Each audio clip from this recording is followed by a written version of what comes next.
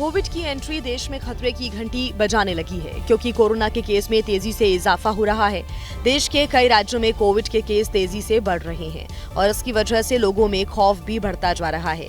महाराष्ट्र में कोरोना के केस में इजाफा लगातार जारी है, जिसकी वजह से लोग खौफजदा दिख रहे हैं।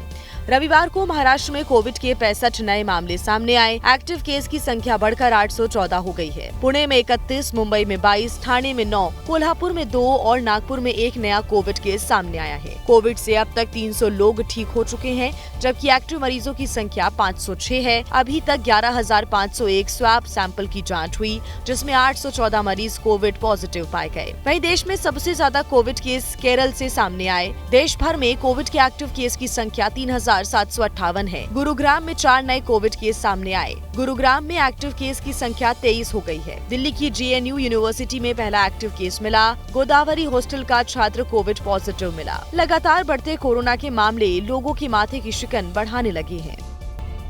यूपी के कौशाम्बी में बुंदेलखंड यूनिवर्सिटी की बीएड की परीक्षा चल रही थी। कौशाम्बी कॉलेज में एग्जाम देने वाले छात्र बेखौफ होकर नकल करते दिख रहे थे। तस्वीरों में आप भी साफ देख सकते हैं कि कैसे ये छात्र एक दूसरे की कॉपी से नकल कर रहे हैं। परीक्षा के दौरान छात्र एक दूसरे से सवाल भी पूछ रहे हैं और आराम से अपना पेपर भी निपटा रहे हैं। एग्जाम रूम में इन्विजिलेटर भी मौजूद हैं, लेकिन उन्हें भी छात्रों की नकल से कोई फर्क नहीं पड़ रहा। लेकिन ये छात्र इस बात से अनजान थे कि उनकी इस करतूत पर निगरानी रखी जा रही है। दरअसल नकल फ्री परीक्षा कराने के लिए बुंदेलखंड यूनिवर्सिटी में कमांड कंट्रोल रूम बनाया गया है, जहां से CCTV के जरिए सभी परीक्षा केंद्रों की निगरानी की जा रही है। हेलो, हाँ हेलो सर, आप कौशाम्बी से बोल रहे हैं ना? मैं command control room Bundelkhand university के यहाँ से बोल रहा हूँ, झांसी से, कमांड कंट्रोल रूम से।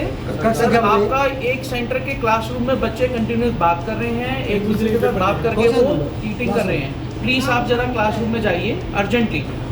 हाँ जी, प्लीज जरा पहुंचिए, हम आपको देख रहे हैं, हम कैमरे में देख पाएंगे।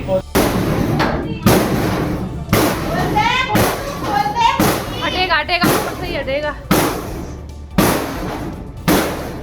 पुलिस वाला हाथ से लोहे के दरवाजे को पीटता रहा। जब हाथ से भी दरवाजा नहीं खुला तो पैर की ताकत का इस्तेमाल किया।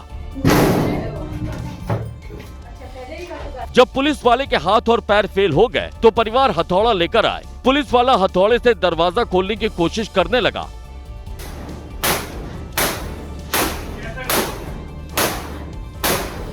अंदर युवक फांसी के फंदे पर लटक चुका था और बाहर परिजनों के साथ साथ पुलिस वाले भी परेशान थे। पुलिस वालों ने एक बार फिर से हथौड़े से दरवाजा तोड़ना शुरू किया। हाथ पैर के बाद जब हथौड़ा भी फेल हो गया, तब पुलिस वालों ने दरवाजे के ऊपर बनी सीमेंट की पतली दीवार को तोड़ा और स्टूल कूलर पर चढ़कर युवक के कमरे के अंदर पहुंचे और दरवाजा खोला। दरवाजा खुला तो युवक फांसी के फंदे पर लटक चुका था और जमीन पर बेसुध पड़ा था। हालांकि गनीमत थी कि युवक की सांसें चल रही थी। पुलिस वाले आनन फानन में अपनी गाड़ी से उसे अस्पताल लेकर गए, जहां फिलहाल युवक खतरे से बाहर बताया जा रहा है।